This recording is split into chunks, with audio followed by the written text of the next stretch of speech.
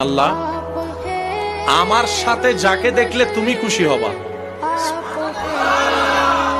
আমার সাথে যাকে দেখলে তুমি রব হিসেবে খুশি হবা, আল্লাহ তুমি আমাকে তাকে দান করো।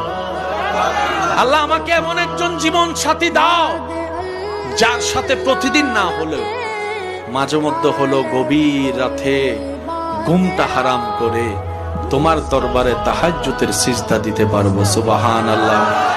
আল্লাহ আমার জীবনে এমন একজন নিয়ামত দাও যে ব্যক্তিটা আমার জীবনে আসলে আমার ভাঙ্গা ঘরটাও শান্তিতে রূপান্তর হয়ে যাবে। আল্লাহ আমার জীবনে এমন একজন সাথী দাও যেই সাথীর পেট থেকে, যার মাধ্যম থেকে আল্লাহ তোমার প্রিয় বান্দা আও ওয়ালাদিন সালিহিন ইয়াদউ লাহু এমন সন্তান দুনিয়াতে আসবে, এমন নেককার জীবন পার্টনার আমাকে দাও। বলেন সুবহান।